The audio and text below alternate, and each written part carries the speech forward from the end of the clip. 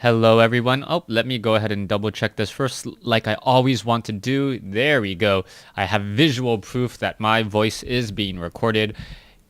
This is Crota giving you game 1 in a series between Azubu's Violet and Evil Genius's Thorzain. Now, Thorzain has spawned as the red Terran player on the top right hand side of the map. Yep, it is red versus blue. Thorzain spawning as the red Terran on the top right. Evil Genius's Thorzain's raid call versus Azubu's Violet. Now, for those of you guys who are wondering if this is the same Violet that was playing on Team Empire, yes, he is.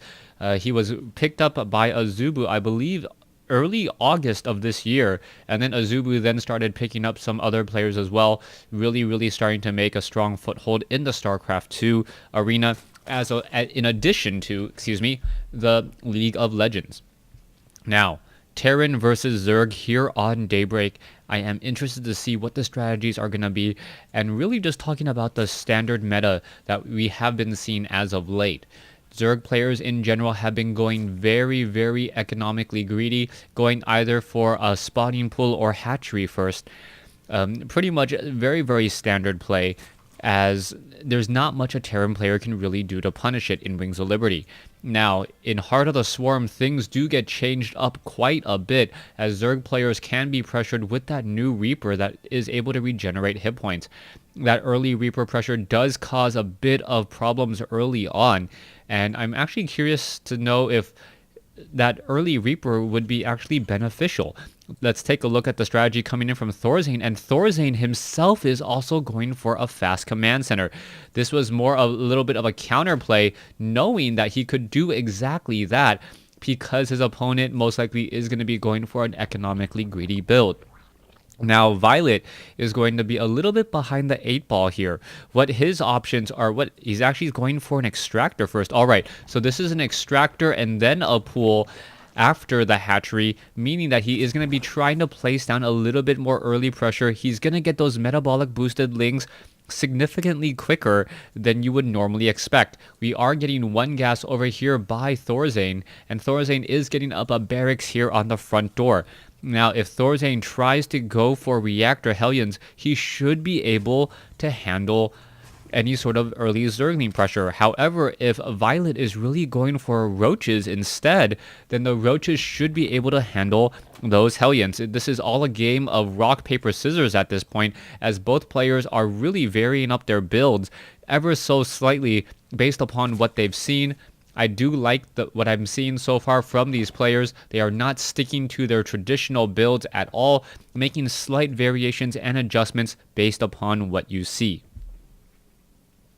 Now, that is perhaps one of the major differences between professionals and amateur players, being able to adapt to what your opponent does. We are going to see, 3 SCVs down here. We are going into a bunker here by Thorzain, and I like the position on this bunker. It's going to be very difficult to get surrounded, and on top of that, it actually covers Zerglings trying to go up that ramp.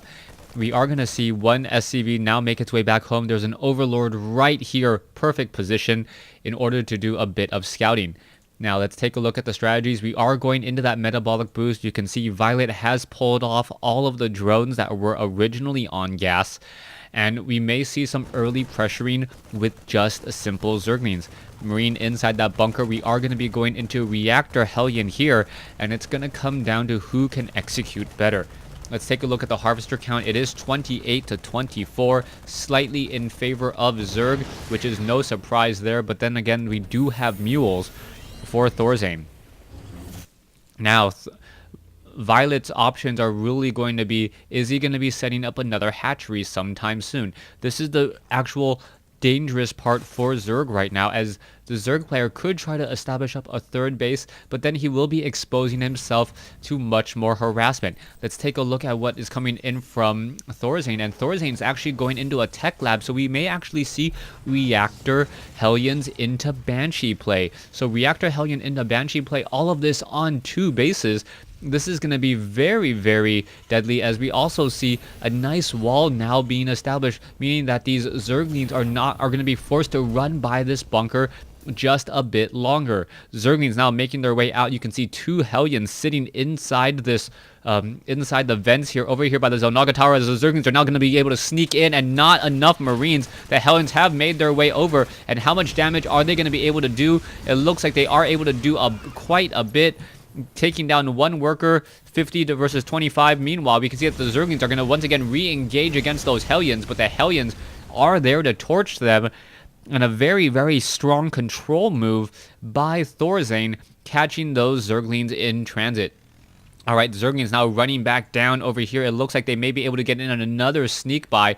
Queens are in position. The Queens very effective against those rather low damage, slow attacking Hellions. Those Hellions only deal 8 damage to a Queen, 7 if you account for armor, as Violet is going to perhaps buy himself some time as this hatchery is starting to get torched. Zerglings have decided to hold the position off here. Even though these Zerglings are not doing any real damage to the mineral line, it is actually stopping SCVs from mining, which is still damage in and of itself. We now take a look. We see a whole bunch of Hellions and a Banshee here torching away at this hatchery. Zerglings may try to make their way in. It looks like a Queen's going to be making their way in as well. Here we go. Is it going to be enough? The Zerglings trying to get some damage. And what is going to be happening here? 2 Queens now pushing in together. It looks like the Zerglings will be able to perhaps corral and catch some of those Hellions in retreat, as we now see a barracks flying its way in. Hellions still looking to do a little bit more torching here. 3 Queens now in location, but in comes the cloak, and that is going to spell problems.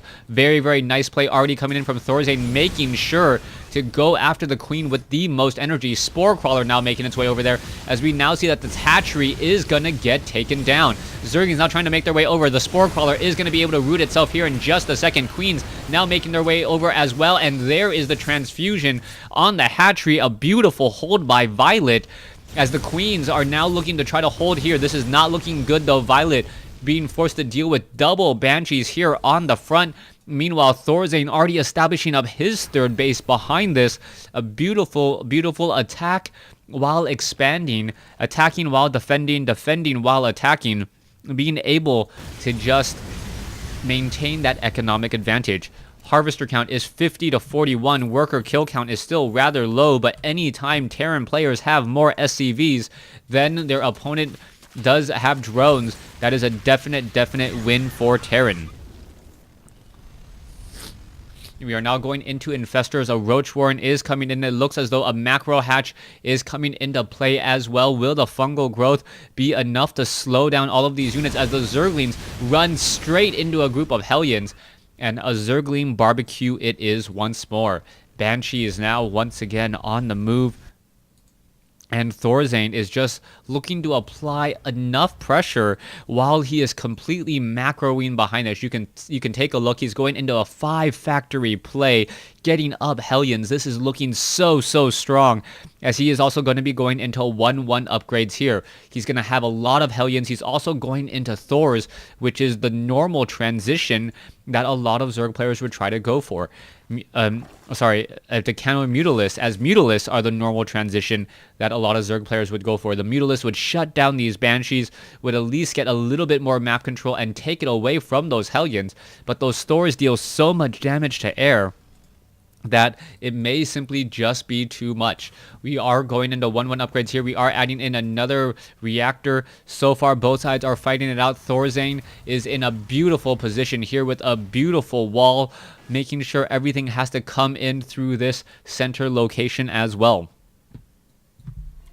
Harvester count 64 to 61. There is 18 larvae for the Zerg. That is perhaps going to be his saving grace if he can get enough infestors and then start using energy on the infestors to trade for units.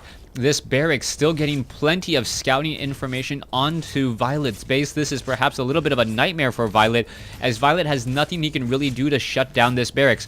Meanwhile, at the front, of beautiful fungal growth. Roach is going up against a couple of units there. There is some infested Terrans. Are we going to see another fungal growth? Yes, we do. Infested Terrans taking down all of those units. And wow, 1 Banshee is left at 12 hit points. There's the fungal growth. And a beautiful, beautiful trade by Violet, That's what I was talking about, trading energy for units, and now we see a slight favor for Violet. Infestors, just what the doctor ordered, as those infestors are now making their way over. However, Hellions now looking to make their way in, and this is going to be a drone barbecue here. So much damage being dealt. All the drones, however, with level 2 armor upgrades, just what the doctor ordered, saving some of those drones. Those drones only taking 19 damage per attack instead of 41, but infestors are going to sneak by. This could be potentially huge, as roaches are now in retreat. Where are these roaches going to go? They are going to perhaps try to sneak out some units. They are going to be able to pull away. Infestors are now making their way up that ramp, and this could potentially be big, as there is a lot going on inside the bases. Roaches going after some Hellions. SCVs trying to run away. And where are those infested Terran eggs? There they are. And this is going to be huge. Infested Terrans now going after all of those SCVs. SCVs taking a whole bunch of damage. Whole bunch of damage there, as we now see a siege tank has been taken down. More infested Terran eggs are coming in. Roaches now pressing in from the far side. Violet finding a hole in the Thorzain's defense and taking the perfect opportunity to strike. Roaches so difficult to deal with, so beefy. Thors and siege tanks, not siege tanks without siege tech, and it looks like Violet is going to take this in a beautiful, beautiful three-pronged attack, and there is the GG, as Thorzain gives up the game after losing a whole bunch of units inside his main, a large battle here as well, and then being able to push through at the third. It looked like Thorzain was pretty much in control throughout the game, every step of the way. And then one key group of fungal growths on a large attacking force. The Banshees were taken out, the Hellions were taken out. All that map control lost in a moment, and there's the GG. Thanks for watching. Thanks for listening. Hope you guys enjoyed Game 1 in the series, as Violet goes up 1-0.